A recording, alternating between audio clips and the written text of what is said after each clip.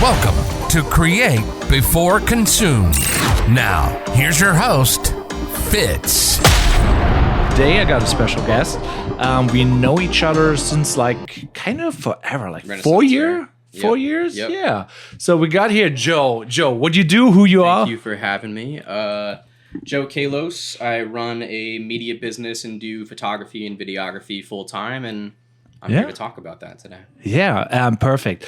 So basically, we met at the Renaissance Fair, and that was like back in the day when I was basically having a little booth there, and I saw you, and I was like, wait a minute, that's the guy who does that awesome portrait photography with the very moody and distinct style. And in my opinion, at the time and still now, it's one of the most artful portrait photography styles out there. So it's like really moody. But how do you describe your own style? Yeah, thank you. No, I mean, I'm definitely still pursuing the moody portraits and stuff, and have kind of taken some time off from it because, Okay. with business, you have to really kind of line yourself up to find which avenue you want to go down. Yeah. And the moody portraits only pay the bills so much to where it's like, is it really in demand or is it just like something that I'm good at? Yeah. But that stuff will always be there, and I'll always be doing the very conceptual, dark, sort of heavy shadows,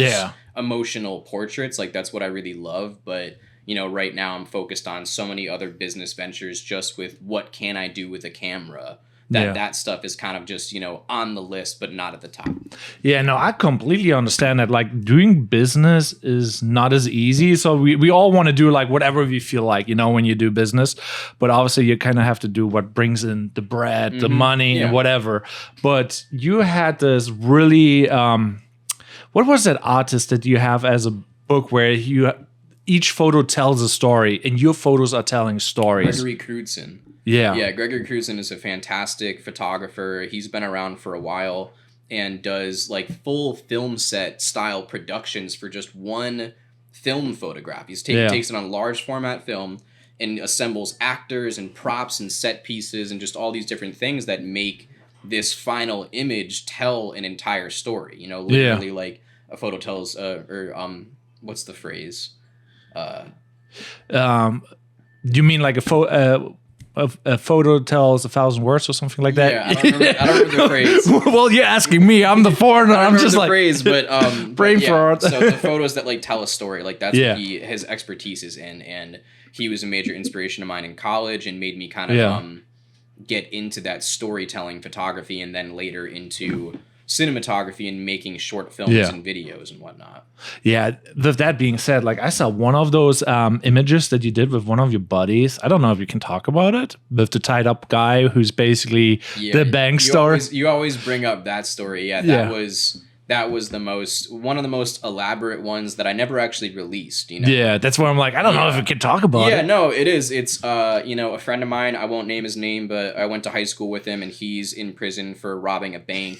And I kind of based a conceptual photo around him doing that, and he ended up tying up the bank tellers, robbing the bank, getting away with it for a certain amount of time, and then it came back to haunt him. And I kind of went and found a friend that looked a bit like him and made a conceptual photo based around it. And as you say, like, I don't know if we can talk about that. It's a touchy subject, and kinda. I didn't know if like I was even comfortable enough to release that out into the world for people to see, like, because my high school friends would see it and be like, "You made that about the guy that we all know that's in prison right now." So it's a gray area of if it's okay or not, and that I try to like stay professional with my reputation in business, so it changes things. With that being said, like you have like a very distinct flavor or like a style, and you're very strategic about presenting yourself and everything. So like your Instagram is like perfect. Like it's like, everything is planned through. There's like a strategy of some type. So what is your process when like, building a brand and like brand perception, and what you think about, like, what do other people think, if that makes sense? Yeah. I mean, presentation is a big part of art. Yeah. And we all have our own brand and our own style. And I feel like when you can effectively portray the same style again and again and do it so well that people can like recognize you immediately. Like say you were to see one of my images, but you didn't know right away that it was me that took it. You were just seeing an empty image with no person tagged on it. And you would be able to say, oh, that's a photo that Joe probably took. And you'd be right. You know my style in the same way you know your own style of, you have something that sets you apart from the group, and that's kind of hard to do. That takes years of just free work where you're getting together with creative people to sort of just experiment and see what works best for you. And for me, I'm always cranking that shutter as high as I can to get heavy shadows and capture, sort of like a dimly lit light, like on a subject, and getting that evocative mood into my portraits. Yeah, with that being said too, like how did you came up with your style? Like what are the inspirations besides obviously telling the story in the image? Because like it is a very dark style. Yeah. So where came the inspiration in general? So in college I was going to school for filmmaking. Yeah. And I'm currently in the works of making a screenplay and a script for a short film. Yeah. And my biggest inspirations were sort of like the mafioso directors that would make mobster movies, but very dark. So if you've seen The Godfather, I have seen so classic. Francis Ford Coppola, very famous director, did Apocalypse Now, did The Godfather, all very dark movies. Like not just dark, eerie tones of like what you're watching, but every shot is like you'll see The Godfather, you'll see that character where only half of his face is lit, and he's got like a cat on his lap and like a cigar in his mouth, and like that's the whole scene of just him speaking. And it's so dark that they were like breaking rules to make these movies so dark, because originally it was like you have to have all this professional lighting and it has to be as bright as possible, and the rule breakers and the ones that went against the mold and did things differently are really like who inspired me to go for that style. Gotcha. Like that makes a lot of sense. Like even now we have everything a little bit darker than usual, and just like we have the brand perception. Yep. And I'm like that makes a lot of sense, but there's also like the drawback, on the one side you have like, social media, everything has to be very vivid. Everything has to be very bright. Yeah. And there's like social media has a lot of trends going on that are like not as artistic. And I don't know, what is your spin on social media and art in general? Yeah, man, that's such a debate, We could go into that rabbit hole for days when it comes to create before consume. Your podcast title is great because you're really pushing the idea of creating something instead of just consuming nonsense, So for me, like it's funny, like say you're just a typical St. Pete photographer and you happen to photograph, like boudoir, bikini photography, or like something generic like that. There's not a whole lot of thought that goes into those things. But for me, I put so much thought and effort into the story and the planning and the props, and especially my locations that I have. I try to find like the coolest locations possible where people are like, where the hell is that? I'm like, not far from here. You just got to walk on foot and find it. Am I allowed to pull up stuff here for you? I mean, like... Yeah, go ahead. Yeah, so with that being said, like, let me go actually on your account. What is your account? Solak. Yeah, Solak. I know your account, but so how would people find it? How do you spell it?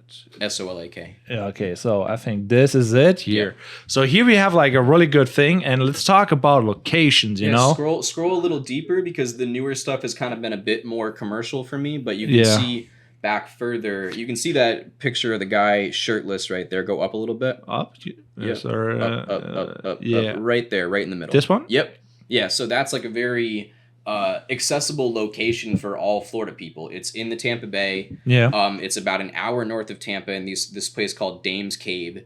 And it just brings you to a place that has, I think, 7 different caves total. Yeah. And like even at noon, it's not too bright of a place to get very dark and moody with your portrait photography. Yeah. So I've seen some people go there and utilize that. I plan on utilizing this as the scene for the finale of my short film that I'm working on. Gotcha. Which is still very much in the works, but I know that that's going to be one of the locations where the conclusion is filmed. Yeah. So places like that, you really just have to dig around for them. Like Florida's full of really unique places that people just don't even know about, you know? Yeah.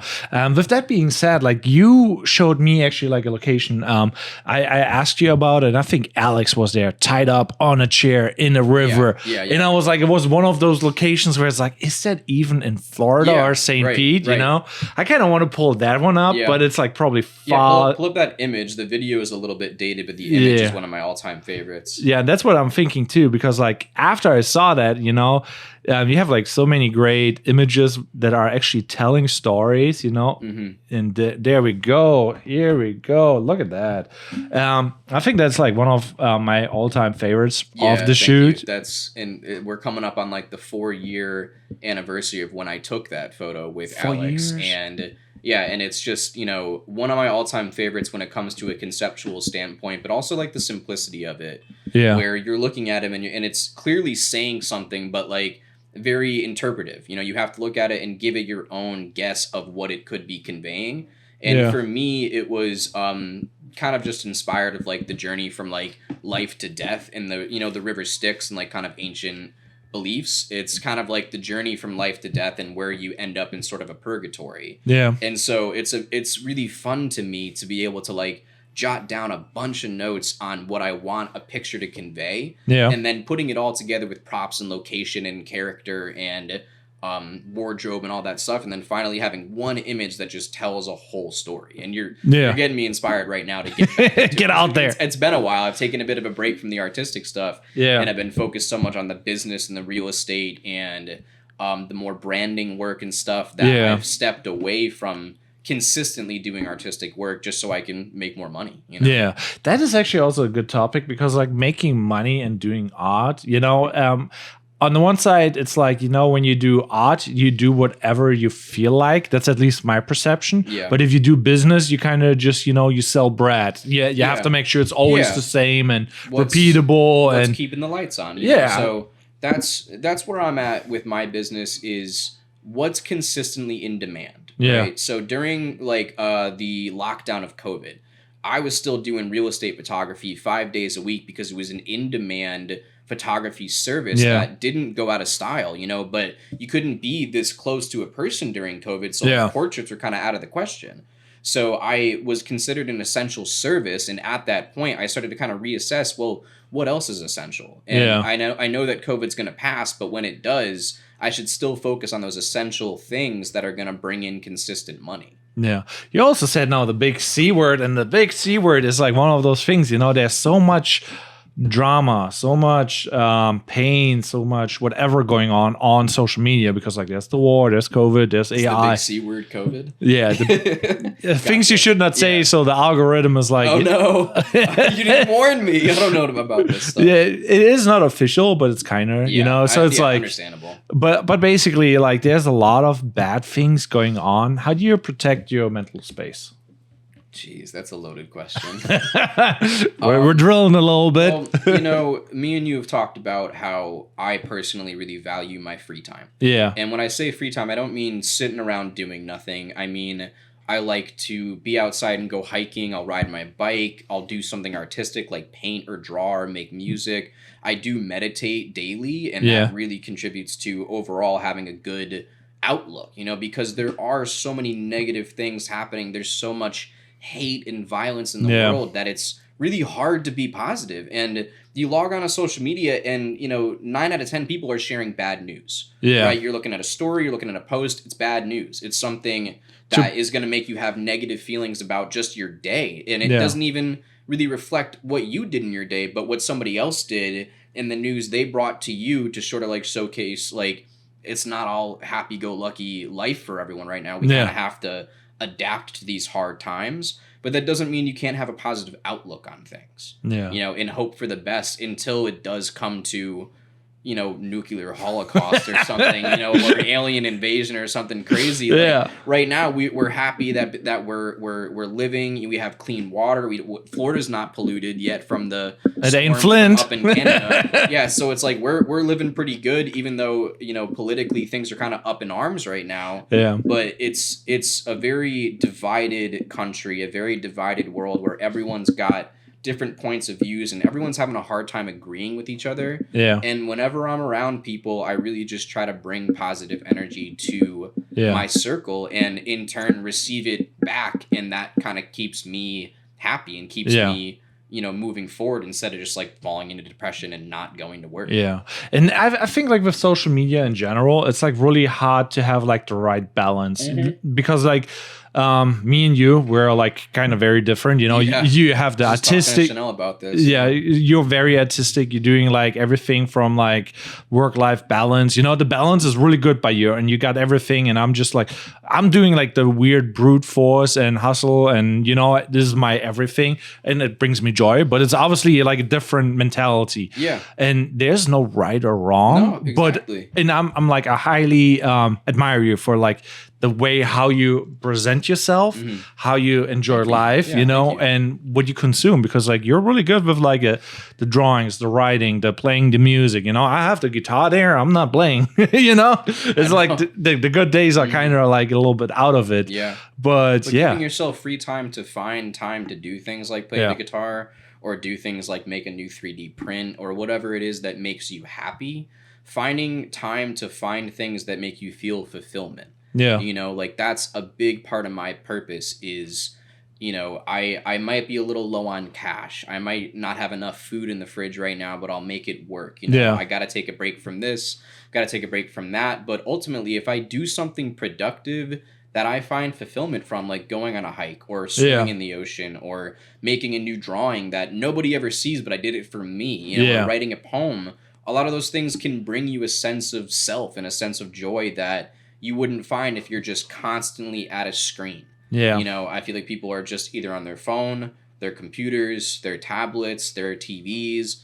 And when they're away from that, they're feeling like they, you know, need to be back at it. They need to find that time to like look at their screens and check in on what's going on. And it really takes away from that like human lifestyle of just getting out in the sunlight and living your life, you know? Yeah, and I mean, with that being said, like it's one of the big things, how you actually can think and strategize and take a step back and then basically reassess everything you do. It's like, you know, like I like doing that too, but my workflow is a little bit different, where it's just like, okay, we're pushing, and then I don't want to hang out with anybody, and I just want to, you know, strategize. What is the next good move? What is the next thing I should do? Because if you're in a crowd of people, you cannot really plan. You fall in that momentum-based group thinking. And even if you're surrounding yourself with people that inspire you, it still can be a distraction. Yeah. So me and Chanel have our brainstorming sessions, and so for those of you that don't know, Chanel is my girlfriend.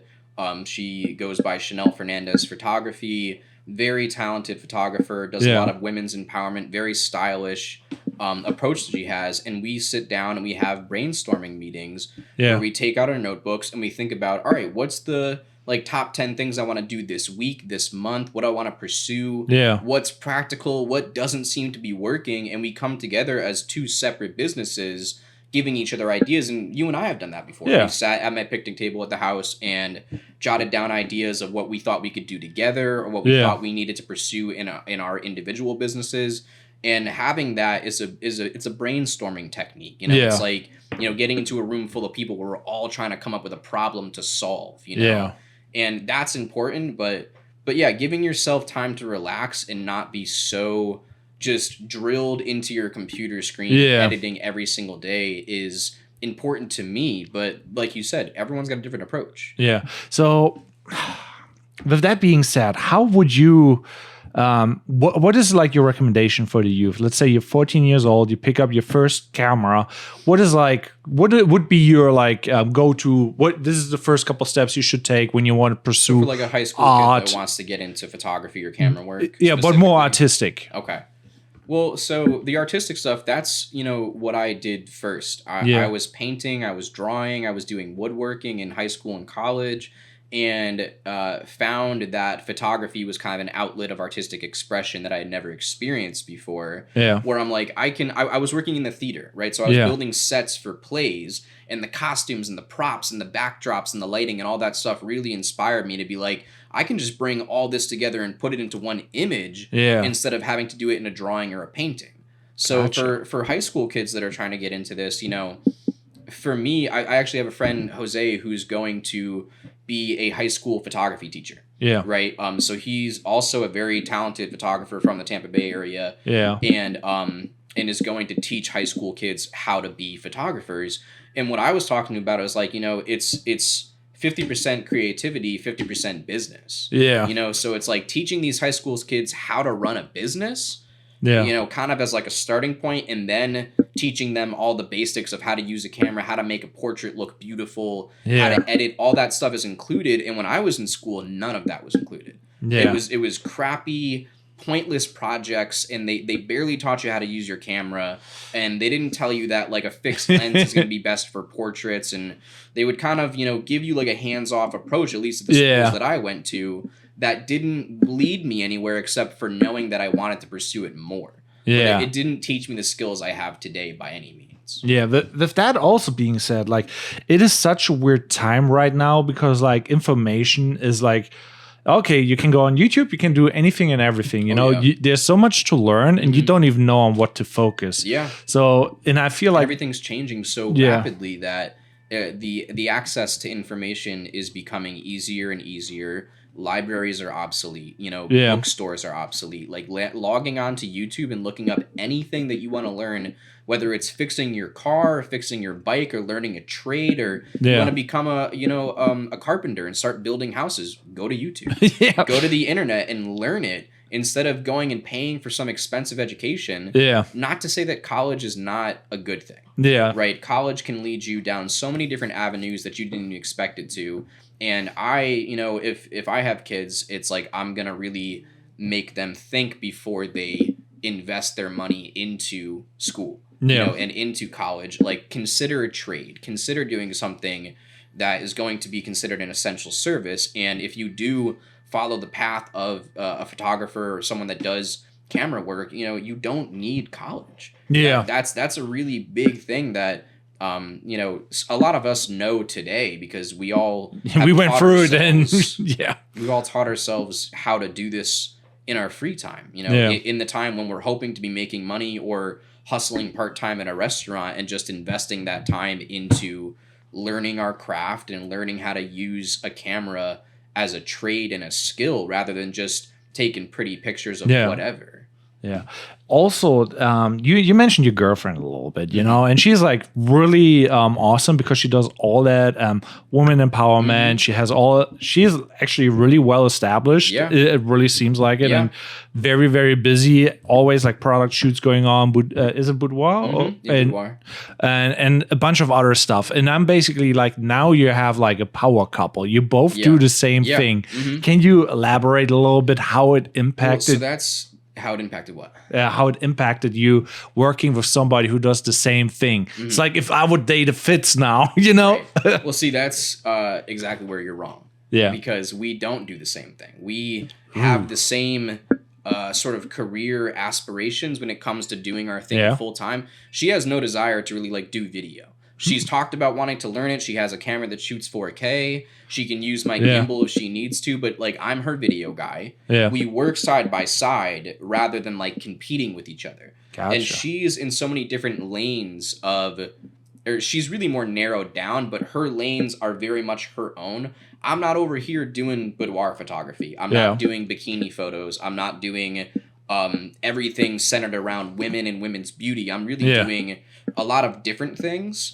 And we don't get in each other's way, which is a big deal because that's how we make money together, is that we're not fighting for each other's clients. Gotcha. We're really splitting it up. We're doing events together. She hosts events that, have like a discounted price tag on it, and she gets women to come in and do hair and makeup and do elaborate costumes and go to really cool locations.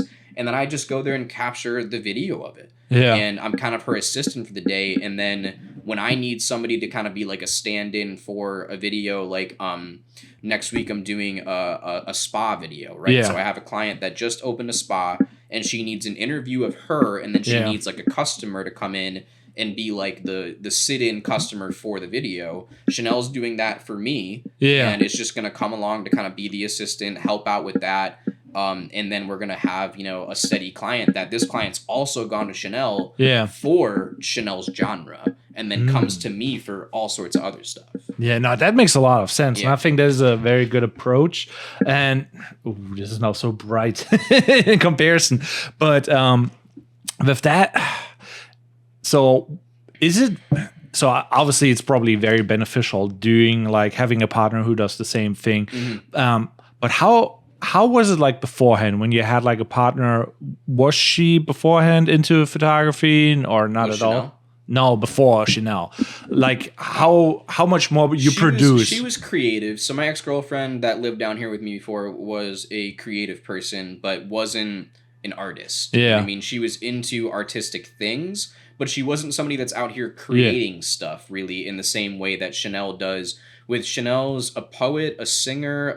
She loves to draw. She's like a lot better than me at drawing. She's like very skilled, and you've seen my artwork. Like it's not bad, but no, it's real good. like, I like it. Look at her stuff once we get a chance to look at it, and it's just like mind blowing. She makes jewelry, like handcrafted jewelry. So she's just at her core an artist, and having two artists living together can have its pros and cons. When it comes to differences of artistic opinion. And artistic integrity, and you know, like I like this poem, but she thinks it's shit, whatever it may be, or like I think this drawing is awesome, but she thinks that it's not that great of a drawing, or whatever. Like I'll be experimenting with a new instrument for the first time, and I think I sound great, and she was like, could use a little work, you know. But we're honest with each other, and that's one big part of our relationship that's so important, is that we communicate directly what we're feeling, where we're at, where we're feeling we're lacking in our sense of creativity, and what we need from each other and from ourselves to kind of just continue living this lifestyle of two artists and full-time, you know, media creators living in the same house and doing things very different. It's like a very interesting concept, and I'm sorry for even having to ask that, but good. It's just like, you know, on the one side it's like, oh, if I could date myself, you know, and it's like two Fitzes doing like, you know, we're doing all the podcasts, you know, so from that aspect it sounds like really like it sounds very intriguing, you know what I mean? But I'm also like, is it actually beneficial? But you do have a creative partner, 100% is an artist and does create things and is good with cameras just like you are. You guys are just in different lanes of what you're like interested in, you know? And that's the same thing with Chanel and I, is that we have different artistic interests, but we line up in a way that we can work together to create artistic conceptual things. That like, because our styles are pretty similar. You know, you've seen both of our photography, and at one point you saw one of Chanel's images and you were like, did you take this? Because you thought it was my style. I'm like, no, and at the time we were just friends. So that's just my friend Chanel. She took this portrait. So that we really line up on that in a way that when we both have artistic visions, we want to make something happen. We're not butting heads over like, oh, I think this should be way more saturated or a lot brighter or framed asymmetrically or whatever. Like we get it. We get the way our brains work together, and it works. So after we are now like dialed in and everything, you guys are working together. So what are the goals for the next year? Because you started your new media company, Joe Kalos? Kalos Media Services. Kalos Media Service, sorry. I'm bad with names. But basically you started a new company. So what are the ambitions? What are the goals for the next year, and how in general? Yeah, well, so not necessarily a new company, more of a rebranding of the company that already exists, or the freelance business that already exists, which was, you know, just Joe Kalos Photography for a long time. And my website is still just joekalos.com, and I'm going to probably be changing that domain name. But for right now, it serves the purpose of, you know, showcasing my portfolio of work. So the Kalos Media Services, I really want to, for one, integrate way more videography. Like you've definitely been an influence of the benefits of being a videographer and being a filmmaker and working on creative projects where you bring video to the table. That makes a huge difference in business when you have that to offer. But, you know, so I've been focused on the real estate stuff for years now. From Arizona to here, like when I used to live over near Orlando, I was doing it over there, up in Rhode Island. And I'm now taking that to a higher level.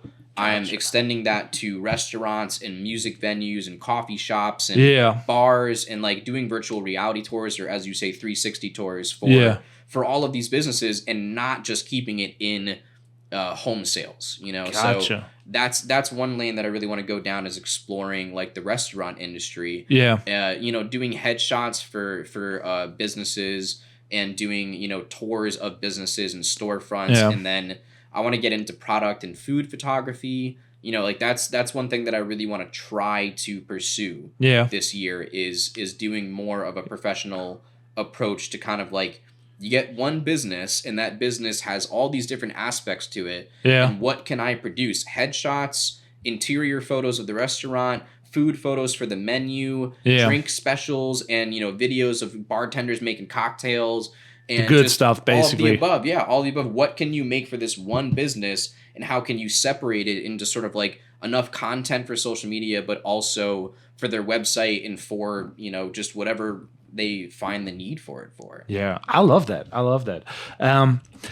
It is such an interesting time, because like thinking about the future, it sounds so easy, but you mentioned like the real estate, and a question that came to my head is like, how did you get started in that? Like, do you just like, just picked up a camera and shot real estate, or what was the journey? No, so, it was right at the end of college. 2016 is really when I shot my first property in Rhode Island. At the time, Airbnb wasn't as popular, and there was a lot of like rental companies that were renting beach cottages that I used to like spend summer vacations at. Yeah. So a friend of mine rented a cottage for like a few days. We had some friends over, got together, and while I was there, I was like, do you mind if I just take some photos of this cottage while you guys are like at the beach? I'm gonna come. And I was on like a 35mm lens, like not super wide angle, but I still made it work.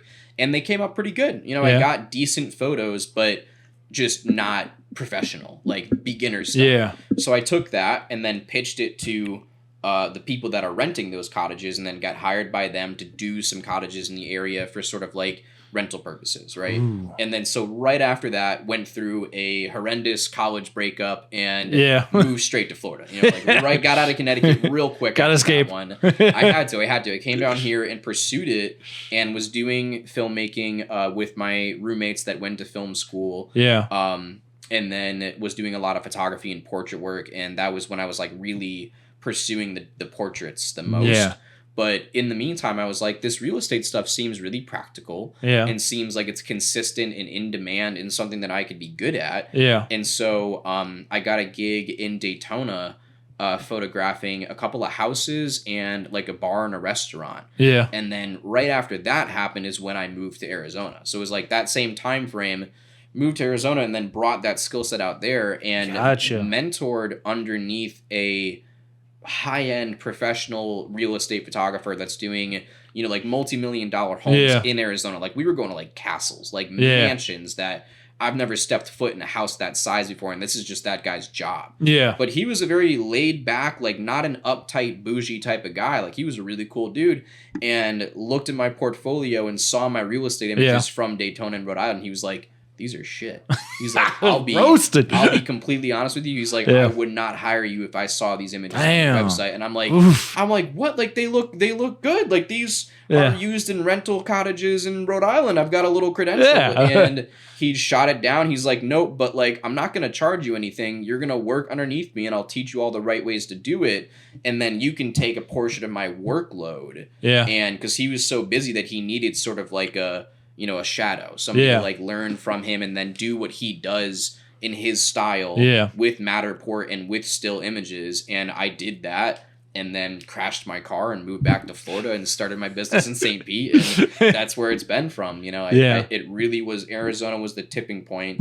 Ron McCoy was the guy's name. Really fantastic guy. He was kind of like an uncle of sorts when I was living out there during some stressful times, and brought that knowledge back to St. Pete. And getting back here, I was like, maybe I should get a part-time at a restaurant. Yeah. Maybe I should find something else to do. But I was like, no, just go in full-time, and pursued real estate as like my first bread and butter type of photography.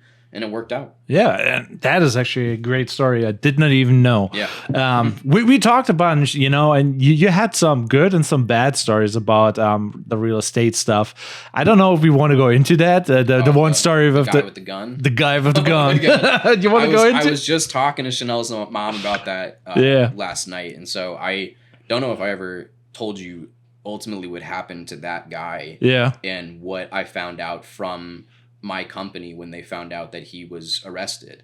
But anyways, you know, I'm an independent contractor for a real estate company that I take photos and build floor plans for rental properties, right? Yeah. So it's a part-time hustle doing real estate photography, and then I do all my freelance stuff and Airbnb stuff and whatever else I can get my hands on, but it's consistent. Yeah.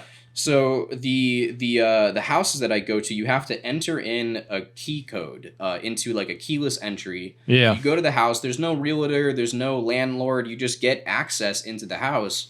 It's crazy. Yeah, and well, I mean, if you're in a good neighborhood, you really got nothing to worry about. But sometimes you end up working in the hood. And so I was working in a bad area of St. Pete. Like it was my last house of the day. I'm 10 minutes from home, but still, it's not a great area.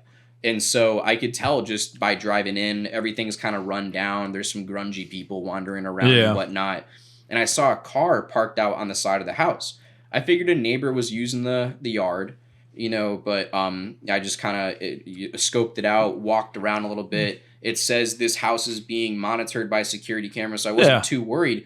I go inside and I see like a phone charger and a chair, and then I look over to my left and I see a man and a sleeping bag. And so there's a squatter living in the house because if you catch on quick enough and talk to the people in the neighborhood, they're like, oh yeah, that house has been empty for 2 or 3 months now, undergoing renovations. They just finished it, so you've got about a couple of weeks until anyone comes around and tries to kick you out. Yeah. So I walk in, I'm scoping out the inside, realizing that someone's squatting in here, and I'm going to turn around, and there's a guy in a sleeping bag with a gun pointed at me. Jeez. And so, you know, I carry my knife on me, but it's not gonna not on the gunfight when a guy's pointing a gun at you. So he, you know, was a scraggly looking guy, started hollering at me, telling me to get the hell out of his house, and was kind of crazy. You know, he thought he lived there. Yeah. So I run, you know, so I run out of the door, I drive off, I told my management team, and they reported it to the police. And then you know, months go by and I don't hear anything. And then finally I'm on a call with one of my like scheduling managers. Yeah. And she says that the guy got arrested and was charged with a double murder. Did I tell you this? Dodged a bullet. Yeah. Literally. So the double murder happened before I encountered the guy. And he was like on the run, hiding from the cops, and still had the gun that he killed these people with. Who knows if it was even loaded at that point. Yeah. And then got caught later on and was charged with a double murder. Now in prison for life for that. And I could have been the third person in that scenario. So I took some time off after that. You know, I definitely took a little bit of a break from that independent contractor position because of the danger that it puts you in of being in sketchy neighborhoods that they're trying to gentrify and bring in really nice houses to trashy neighborhoods. And then people move in there for like a super discounted rate, but don't realize you're in danger in these neighborhoods. So that's part of real estate, is working in bad neighborhoods that people are trying to make into better neighborhoods. Yeah. On the one side, we all assume, you know, like I have done some real estate too for the video aspect. Right. And I only have been like in the nice, like, you know, and that's what you want. But the reality, the reality is a little bit different. Yeah. But you mentioned the cottage houses and like you traveling to Arizona. I kind of want to go a little bit into like your traveling ambitions, and because like it seems like you like traveling, if I recall correctly. Like that's like one of your things. You go on road trips, you do all that stuff. What are the goals? What is your Well, you know, I was very jealous of your Italy trip. And you know, my family's from Italy, and my goal is to go out there as soon as possible. Chanel and I are planning a trip, but we're also being realistic about, you know, traveling right now and how expensive everything is, and the war, and if we want to be in Europe at this time when there's a lot of craziness going on. But as far as like American road trips go, I've driven across the country close to probably 11 or 12 times now. Yeah. Either alone or in the car with a partner.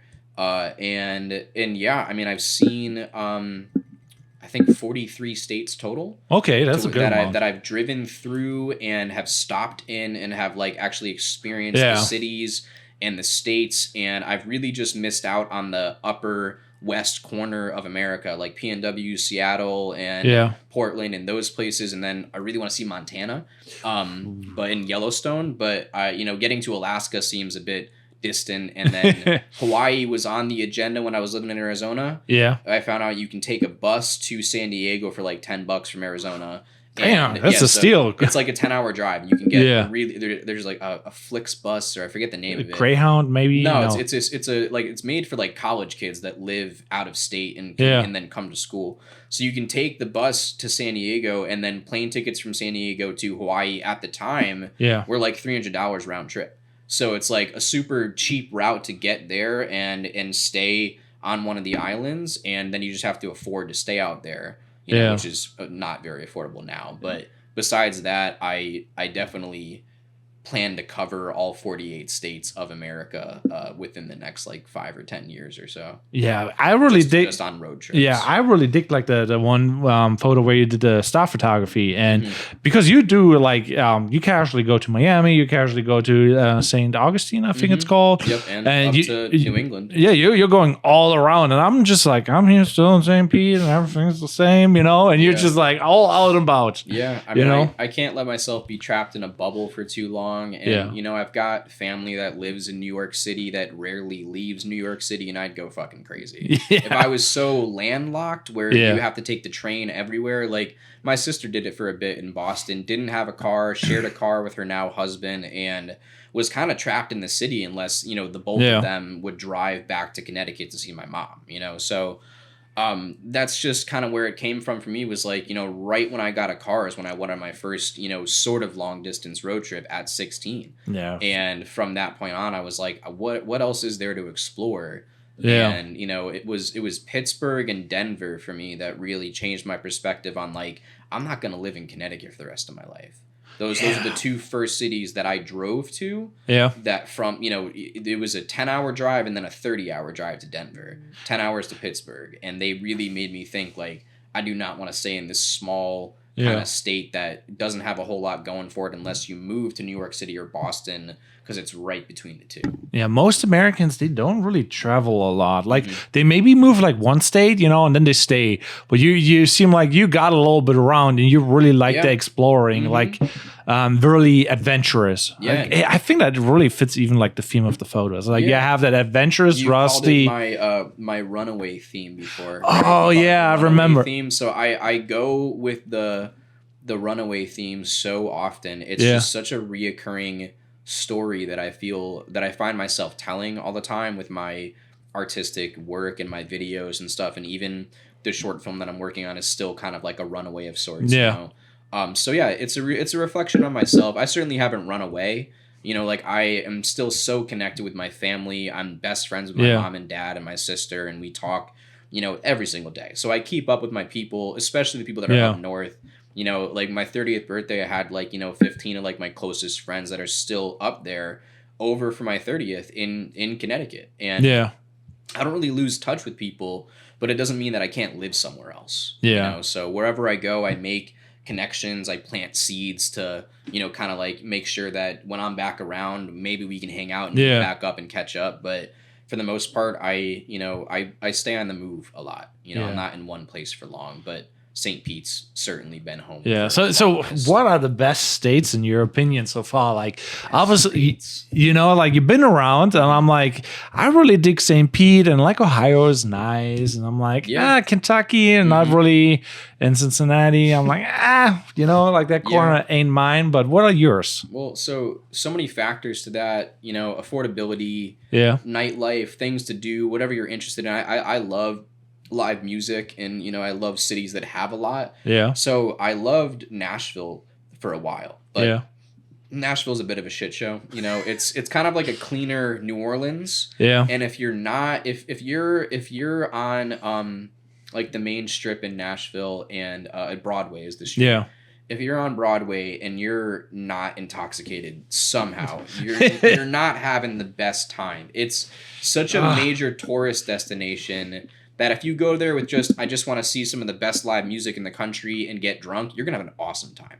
But like otherwise to live there is kind of crazy. But 2 hours south of Nashville is a beautiful place called Chattanooga, which is the border of Tennessee and Georgia. Yeah. And it's like one of the most beautiful cities I've ever been to in my entire life. There's waterfalls running off the mountains in the distance, and there's hiking everywhere you go, and there's like swimming holes. There's no gators. Yeah, So it's like you can swim in the rivers and the lakes and stuff. There's cliff jumping, and the city itself has a very vibrant artistic community, and it's like one of the most affordable cities in the country. So Yeah. that's definitely in my top 5.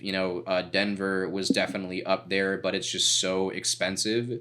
Even to vacation out to Denver is kind of like unaffordable at this point. Yeah.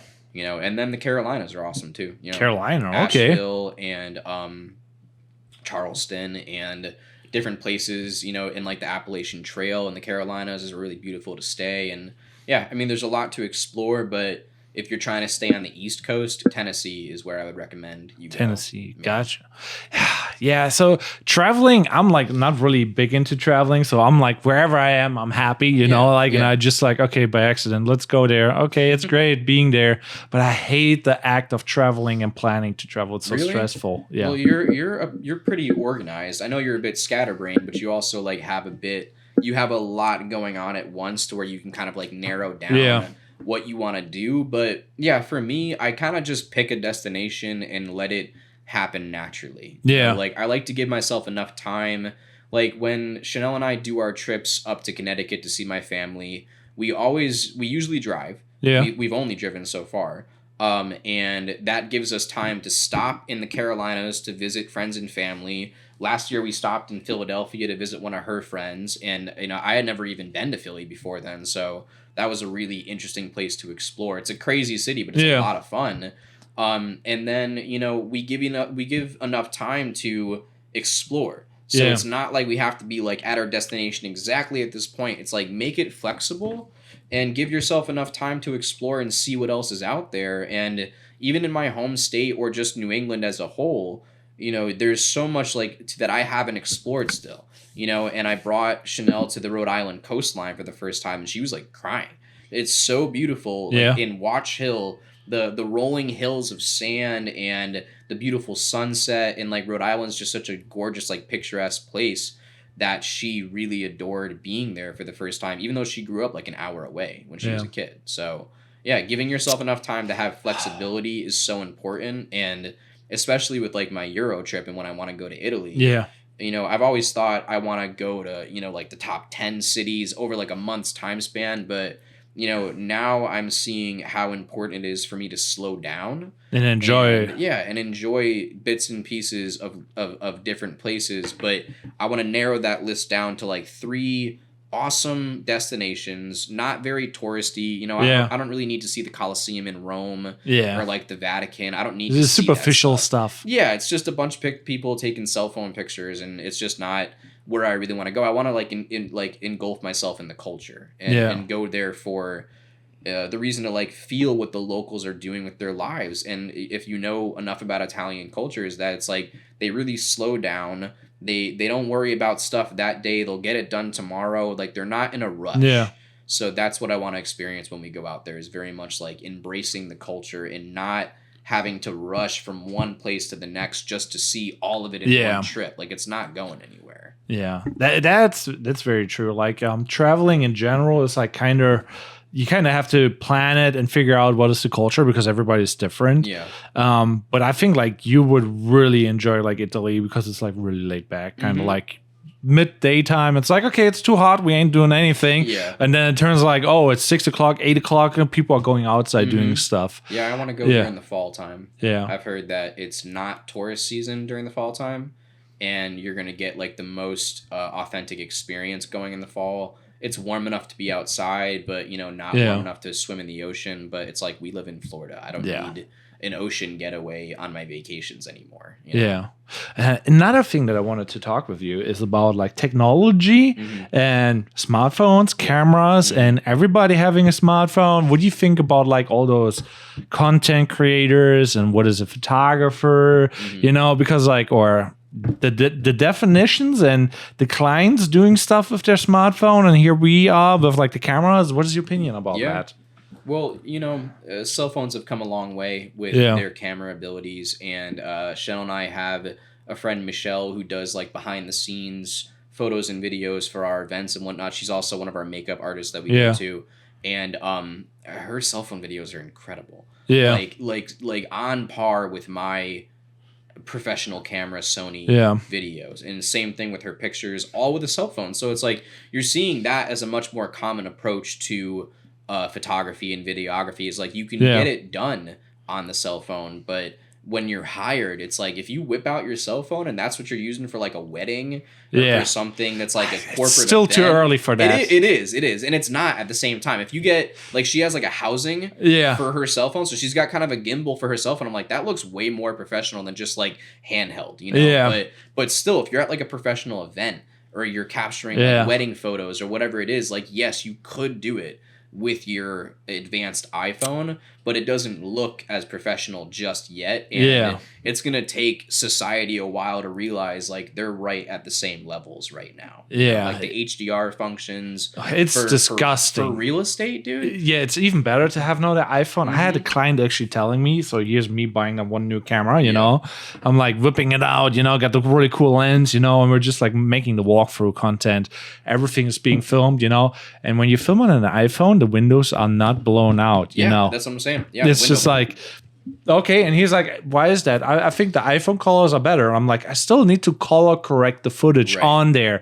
And I would get it on par, you know, but even with the windows, that is where it's like, it's automatically already done. Set, done, pretty. And they're just like one advancement that you really can't beat, you know, and that's typically why with realtors, I'll usually include cell phone photos as well as kind of like an immediate turnaround kind of thing. Yeah. And then the professionally edited ones that are more tailored to what they're looking for. But yeah, I mean, portraits, that's going to be a little bit of time until iPhone portraits are better than like a Sony with like a really nice 50 millimeter, 85 millimeter. Because like the depth of field on a cell phone is fake. Yeah. You know what I mean? It's kind of like a Gaussian blur put on like Photoshop. Yeah. You know, so it's added in there after you've taken the photo. And there is like the portrait mode where like it focuses on the subject and the background's automatically blurred, but it's fake. It's sometimes you see it on the corners, you know, it's overlapping. The little glitch, it's digitally put there and doesn't look as good as like this 85 millimeter lens. That, you know, makes a big difference in like doing really professional portraits. So all the different genres, you're going to see cell phones and cameras kind of blending together. Like, you know, with a gimbal, you can mount your cell phone and your GoPro and your Sony all to one gimbal and you're capturing everything. And if a client likes that better, it's like, no, I've got all of what you need. Yeah. I think that's also very powerful, like actually just providing everything because like most people do the either or approach. It's like, oh yeah, I do everything on the iPhone, but then you don't have this and then you don't have that. Yeah. And it's like, why not do both, you know? Yeah. I have like two gimbals, so I have the iPhone and I'm just like, okay. Yeah, it's a lot to manage, and it gets to the point where you need like a second shooter because, you know, like with our friend that captures the behind the scenes, she's kind of like the second shooter. Yeah. Right now, I'm working on kind of a recap of our last event, and I'm using her cell phone videos with my Sony videos and mixing them and then adjusting the colors so they match. Yeah. But they look just as good. When I'm looking at them side by side on the computer, I'm like, hers is in focus, mine wasn't. Yeah. Because the autofocus on an iPhone is incredible. Yeah. So little details like that are where you can get the best of both worlds, or have like, you know, the super wide angle mounted to your gimbal from the cell phone and then have like an 85 on the camera, and you're getting both, you know. So you can get creative with it, but still they're right at that tipping point where it's almost on the same exact level. So it's going to be within the next few years for sure. Yeah, so like the whole apps and technology, it's like everything is changing. Like you sent me a couple, like, you know, all of those reels where it's like, oh, this podcast got edited by AI in 3 minutes, you know? Yeah. Here's me doing. I know. I love sending you that stuff because I know that it's relevant to you, and like, this is my first podcast that I've ever done, and I don't know. You're doing good. I don't know much about the world of how to actually capture it, and you've got all these gadgets that no one can see right now, and all these things that are like making this come to life, and the microphones and the sound is perfect, and like that's a whole thing that I've never even tried to do before. So it's a world that people are like living in on YouTube and on social media right now with the short form videos. Yeah, there's like the whole aspect of like, you know, you got to try something new and you got to fail, you know. And I did like a couple podcasts where it's like, oh, the audio is missing, or this went wrong, or that went wrong, you know. When you were doing video for that Tampa podcast. Yeah, basically in the beginning, like there was a bunch of like little things that you need to learn, and sometimes the beginning is like very painful. You know, when you film a long recording and you have different cameras, even though they are exactly at the same time recording, the audio speed like goes faster and slower over time, so it's not perfect.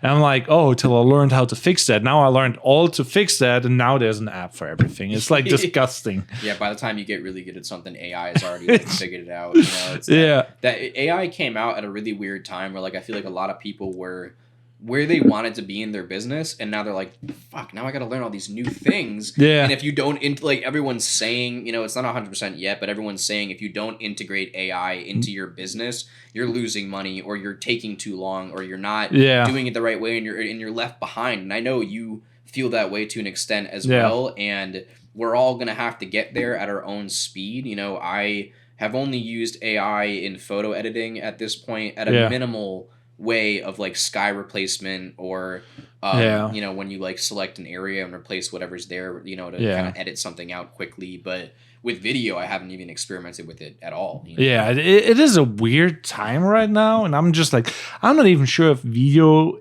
and photo will stick around, because you can. I told you that a couple of times, and I'm very dark and gloom, you know, sometimes. But I'm just like, hypothetically, what would you do if you would be not able to do photo and video anymore? What would be your alternative? Me specifically? Yeah. I'd say carpentry. Carpentry? Yeah. I did a lot of woodworking in high school and college, and really loved it. And it's always going to be an essential in-demand service, you know, until robots start building houses, which they kind of already are. But, you know, at the same time, it's like that's going to be a lane of work that's always going to need a human aspect. But I feel that way about camera work as well. You know, like I know that to an extent, AI can kind of create whatever companies want it to, right? Like Levi's just came out with a whole fashion campaign of only AI generated images of models wearing Levi's. And so kind of a punch to the face for the creatives that are like working their entire careers to hopefully work for a company like that. And here we go. And then they're like, nah, we're just going to make a computer do it. It's cheaper. It's free. I know that for weddings, you know, and for portraits and for couples photos, or photos of a newborn baby, or pets and stuff like that. Capturing something that actually exists, you know, is always going to be an in-demand thing. Even for real estate, you can't create AI images of a house. You can edit them with AI to make it look better than it really looks. But if you're selling a house, they have to see what it exactly looks like. So there's always going to be a demand for a person to be there in person with a camera, regardless of it being a cell phone or a Sony or a high-end camera. But that's always going to be in demand. AI will replace certain things. You know, the artistic pursuits of conceptual photographers, or people that are like digital illustrators, or doing, you know, like graphic novels or whatever. Like, that might get replaced by AI in a way where you can't even tell the difference. You know, like it's kind of there now. But actually on the job work from a photographer or videographer will always be in demand. Yeah. On that note too, I think like we do things, you know, where it's not about the money and being a job. So even if it gets replaced, would we even worry or bother? Because like I have like the film camera, the Mamiya RB67, whatever, you know, and it's like it's old school, you know. People are nowadays doing that, you know, and it's like we have digital. There's no reason to do that. You can do more with the you know, with the iPhone, whatever.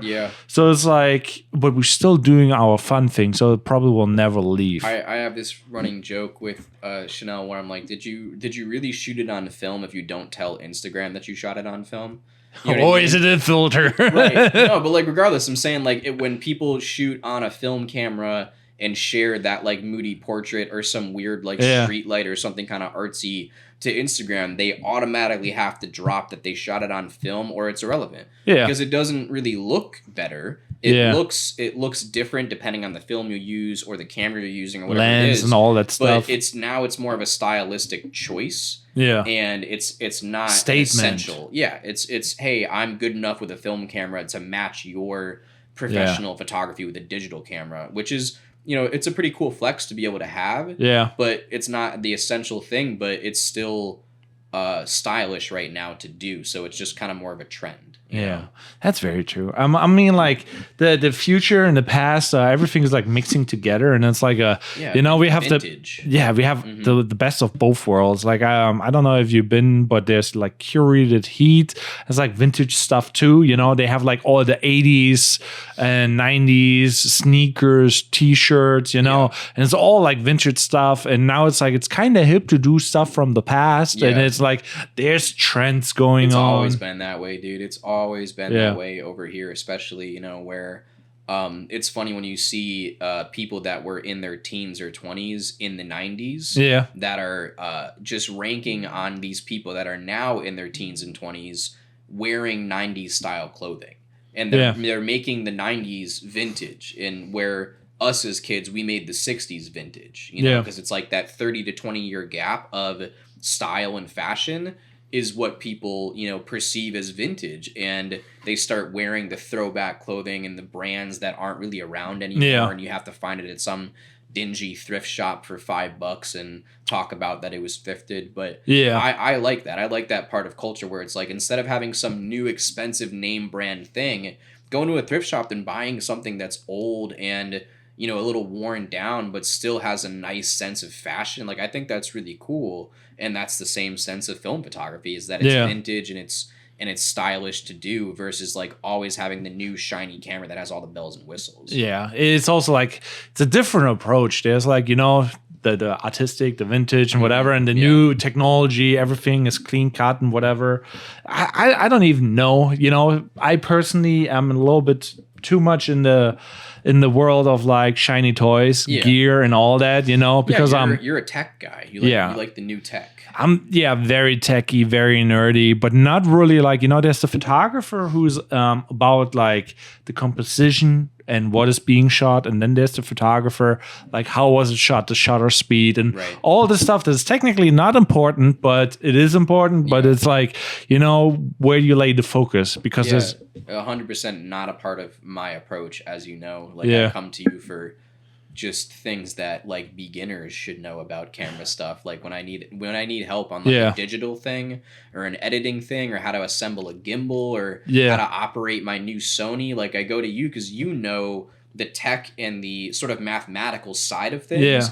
And I'm just like, I'm going to make some adjustments until I think this image looks cool. Until I think it looks artistic. And that's always been my approach, is like, I kind of shoot digital photography like a film photography. I know the very basics of aperture, shutter, and ISO. It's kind of all you need to know to get into portrait photography, and how to kind of light your subject with like natural light and whatnot. And that was where it was for me, where I didn't need to be an expert at the tech side of things. I just needed to be creative. Yeah, with that being said, like, it is like, I think like this is actually the more important skill, because like you kind of cannot really learn like the artistic aspect, like it's like a weird thing. It doesn't always come naturally. Yeah. So it's like when I do stuff, like I'm like, okay, I can come up with a story for a shoot, but it's like I don't focus on details as often, because I'm more about like the tech and whatever. So I'm like, everybody has their different strengths and weaknesses. So I'm just like, there's a lot that you can learn from somebody who does things differently, and I'm just 100%. Like, there's where the sauce is, I think. That's the conversation I was having with Chanel, is that, so for one, like, success is a very perceived thing. What do you perceive as success? And I see you as a successful, photographer and videographer, someone who does it full time, someone who owns their home and who has, stuff going for them in business, and isn't just sitting around hoping that somebody calls and hires you, but putting yourself out there. But I know that your approach wouldn't work for me, and my approach wouldn't work for you, but we're both still successful in this. And it's like also like that is like one of the things like let's say being like a local photographer. There's so many I know, popping. it's very oversaturated. It's like Yeah. what is even going Gotta on? set yourself apart from the Yeah, competition. especially if you're in the niche, you see everybody who's also trying to compete. Obviously, maybe it's not even that big, Yeah. but we think it's big because we know everybody who's doing it.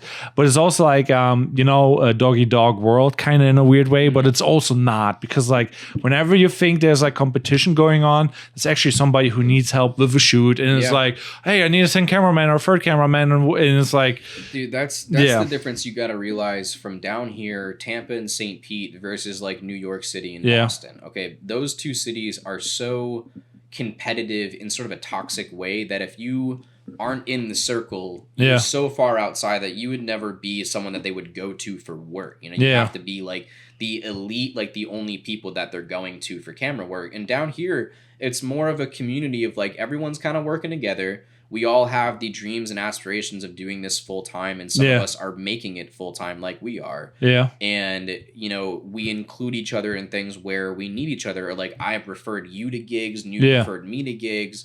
And that sense of community down here is much more friendly than up north, where yeah, I was going to move to Boston if I didn't move to Florida. yeah. And it would have been a very different story of that version of my career of pursuing photography and probably, you know, not enjoying it as much as I have Yeah. down here because of the community that like surrounds it. Yeah, and I think that's also like a really important part, like the whole networking, making connections.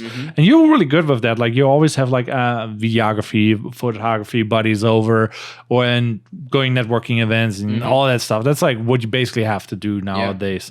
Do you have any tips or recommendations what a newcomer should do like nowadays? Should you buy your first camera or should you just use an iPhone? What is like when you're like 14 years old and you just kind of want to do this thing? What's your recommendation?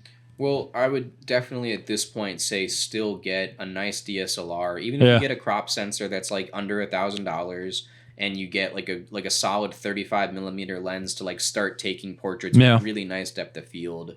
You know, that can be affordable for a beginner and can help you fall in love with what photography really is when it comes to really tailoring your settings to make an image look perfect Yeah. versus the iPhone doing all the work for you. You know, True. so it's like when you give a kid an iPhone, you know, Chanel has two nieces and her 4-year-old niece can already take really good pictures with her Yeah. mom's iPhone.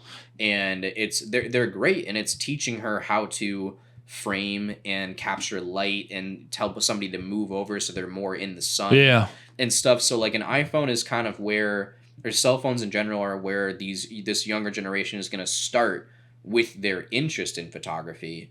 But when it comes to like actually maybe taking it seriously as a career is when you want to get like your first like Canon T5i or like Yeah. a Nikon or something like that. That's like an entry level DSLR to learn the ropes of like when you're on location, you need to be able to adjust settings as fast as lightning. You know, like you have to be very quick with Well, the with moment how- is gone. Right, yeah, with how to adjust your settings, you missed the image or it was out of focus or it was overexposed, and the iPhone's never going to give you that problem. Yeah. So by the time, you know, the new generation is in the workforce and is part of the photography world, cell phones may be what Yeah. are taking over as like a professional camera for like a hired gig. But Gotcha. as of right now, that's not where we're at. Yeah, especially like with the low light, you know, like you have probably experienced that when you're at an event and you run around with your camera trying to shoot video. Everybody take a photo. It's like, obviously it's not as easy because you have to change settings and whatever.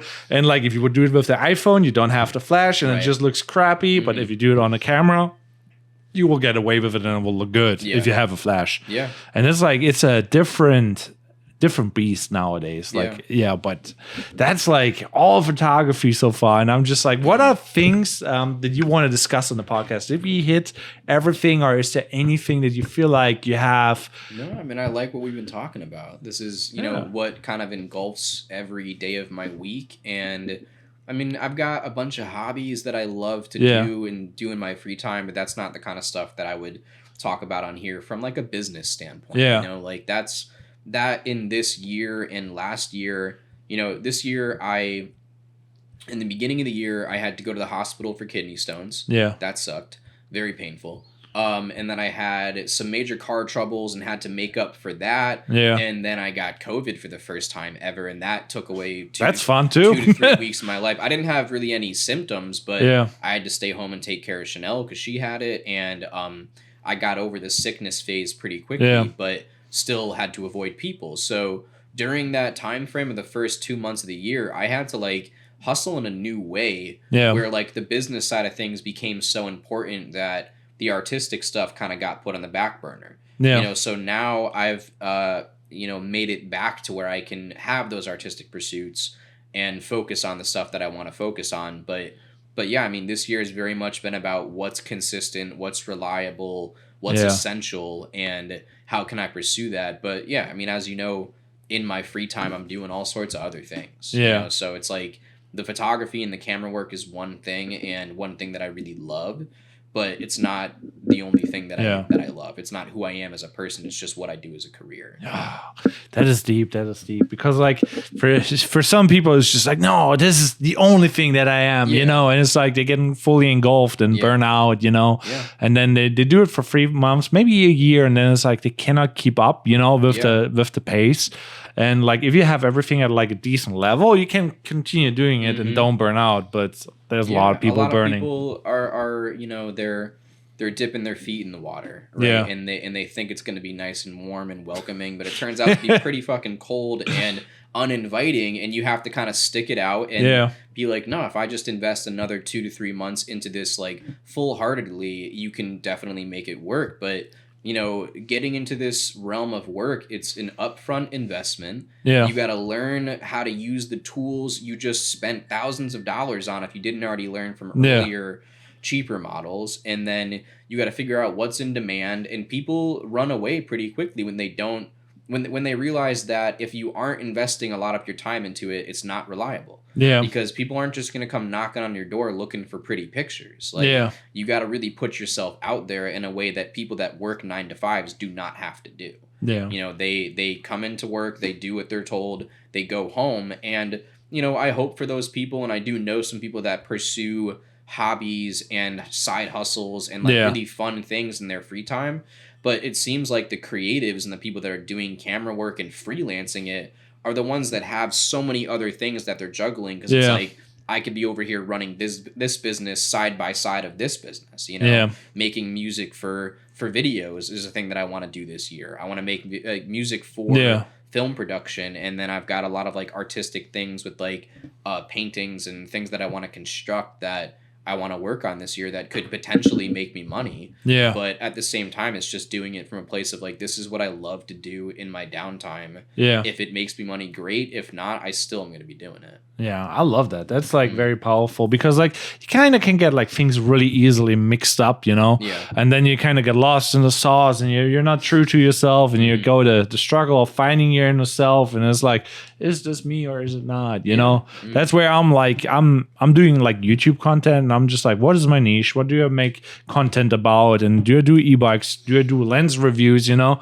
And now I'm just like, I ain't thinking, I'm just doing. And Yeah. No, I mean, what is good and bad. you're definitely putting yourself in a genre of someone that, you know, I go to for lens reviews for one, Yeah. you know, and I like to see your perspective on new gear and new advancements. And then like, I also love to ride my bike and love Yeah. to see you reviewing e-bikes or like additions that you can have to your e-bike or whatever. Yeah.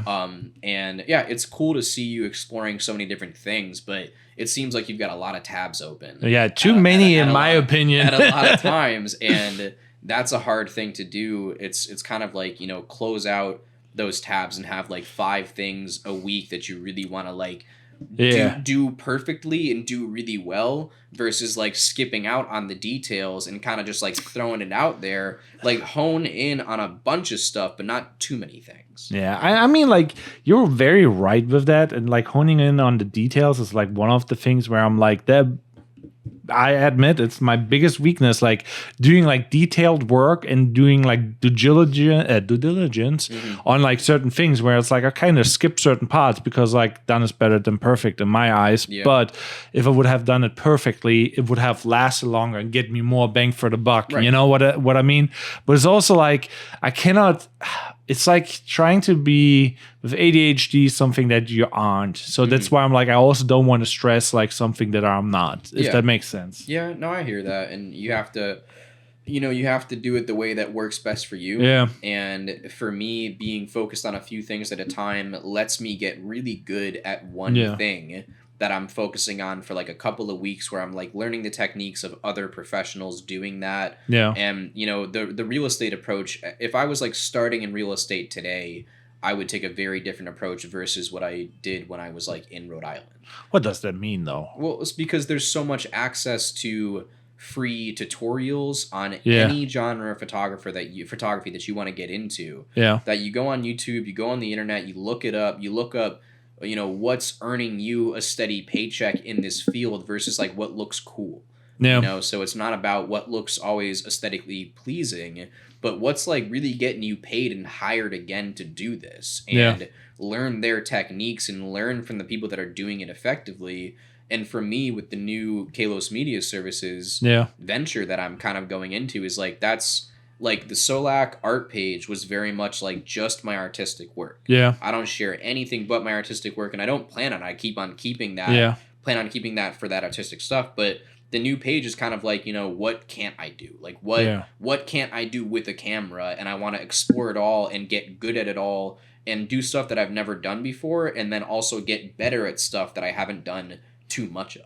Gotcha. I mean, that's also very powerful, like how to separate like a brand and like your accounts and everything, because it's not easy. I have always the urge of like, I want to share this, I want to share that, you know? And for me, my Instagram is like kind of like a seed dumpster where I just like, seed dumpster. Yeah. Yeah. So I basically dump all my footage, whatever. And I don't overthink it. Sometimes it has negative impacts, and I just learn from it, because like if I have a client and I do work for them, I basically like, oh, I know this type of content would work, this type would not work. And I'm like, you kind of, because I do everything, it's like a play field where I play on myself, see what happens. You got to get experimental. Yeah. You got to get experimental with the different genres that you're working in. And if you have like a top 5 or a top 10 that you're getting hired for regularly, those are the ones that you want to get experimental with, but like hone it in to where you're consistent about it. And even if you see my new page, it's still kind of dark and moody, but is still showcasing real estate and restaurants and that really nice whiskey distillery that I just did. Those photos, I was so excited about that job that I was like, I'm really going to show up and go above and beyond for this one. Yeah. And that's where I'm honing in on, is like, really making sure that you have an aesthetic and have a reason for someone to go to you versus the other guy. Even if you're at a lower or a higher price, what's the reason that somebody's going to hire you over this other person that would do it for less, that has their own sense of style? But people come to me for a very specific vision and sense of creativity and like creative thinking, and not so much the technical stuff where you've got all these amazing tools that help you get the job done, but somebody might go to somebody else that thinks differently than you or creates a different style than you. So having that sense of style along with all the technical ability is like very important. Yeah.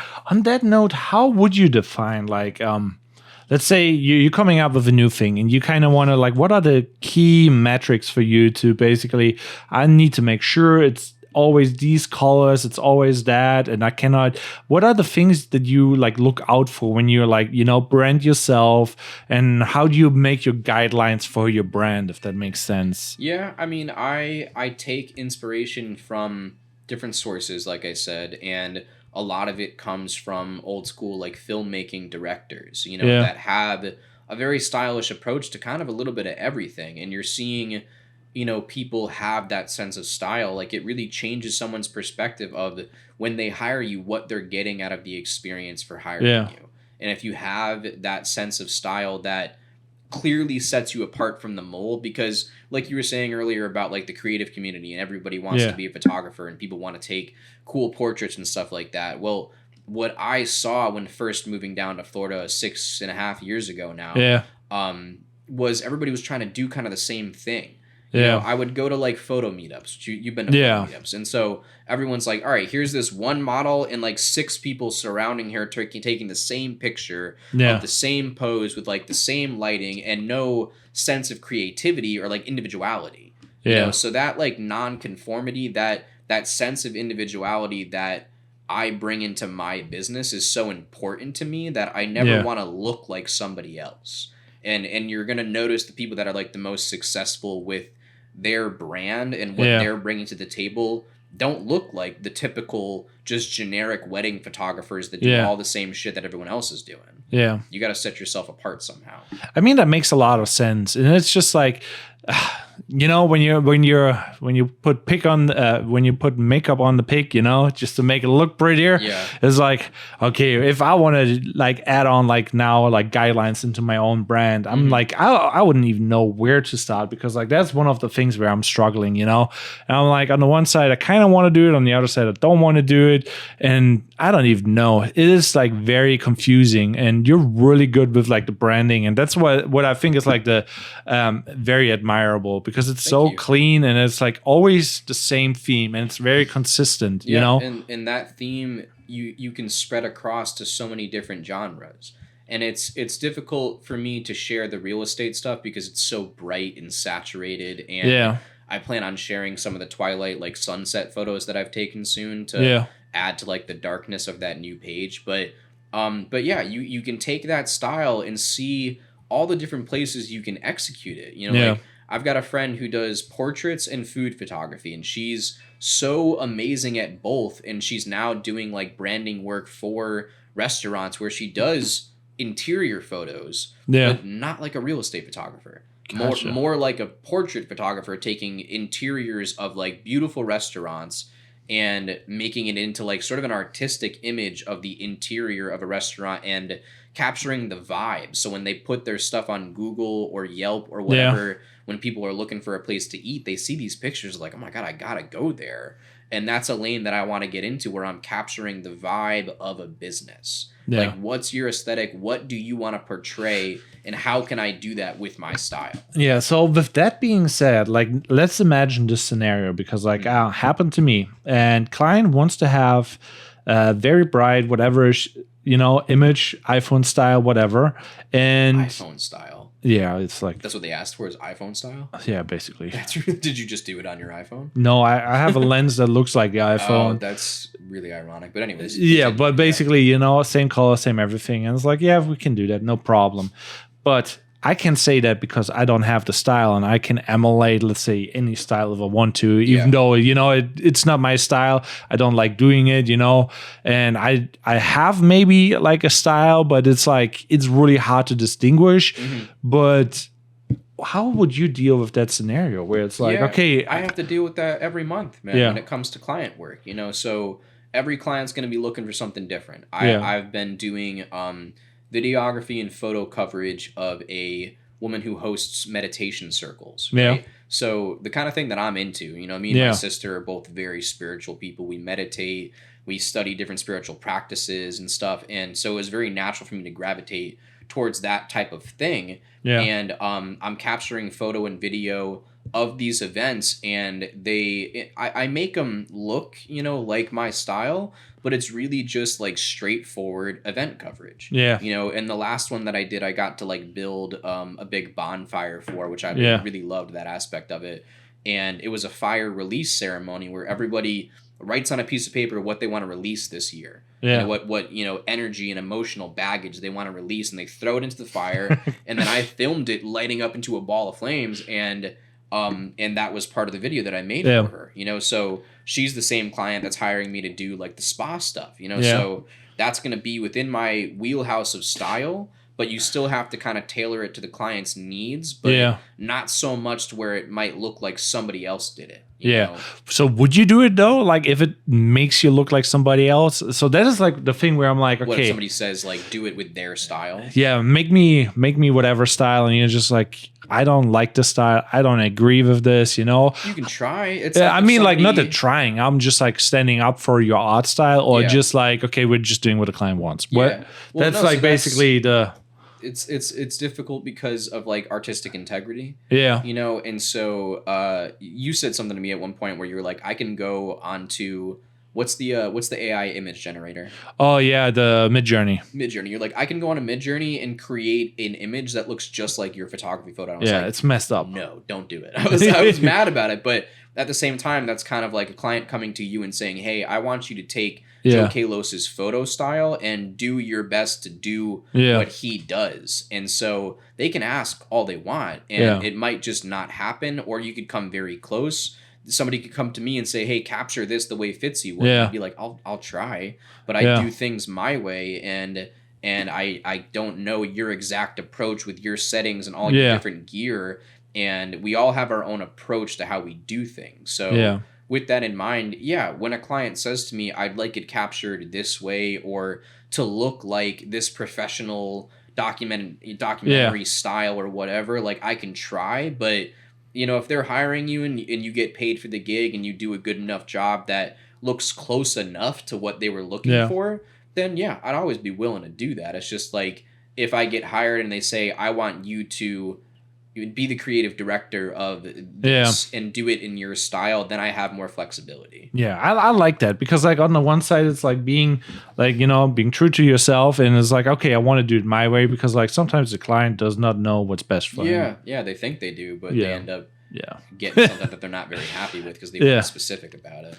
Yeah, but that's like one of those things, like the good old journey of like the service provider and the clients and whatever, and it's just like, oh, pain in the ass.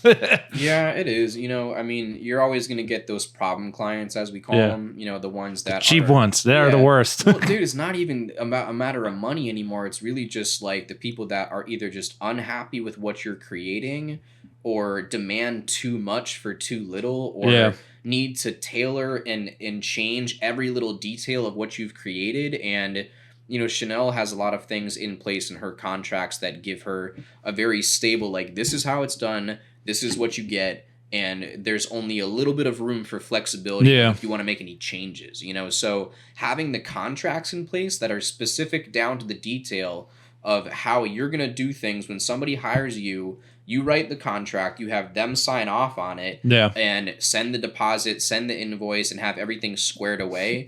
That's the most professional way of doing things. And I definitely still take the gigs where they're like, hey, here's $500 out of pocket, like in cash. Do this, and I'll do it my best. You know, when I can contract up and make sure that every little specific detail is accounted for, that's when you're really getting the job done. Yeah, and that is like, it's very powerful. Do your contracts, because it can save your butt. Oh yeah, seriously, with the liabilities. Yeah. On that note, we're like at 1 hour and 27 minutes. Seriously? Yeah, Holy time is shit, running dude. on the pod. Yes, it is. But I really appreciate that conversation so far. And man. Do you have like any? Oh, what did I do? Yeah. Do you have any like call to actions, like subscribe to YouTube, Instagram, whatever? What are your go-tos? No. No? No. I mean, hey, you know, follow my new Kalos Media Services page. That's kind of where I'm going to be sharing the most actively with all of my different business ventures that I have with my camera work right now.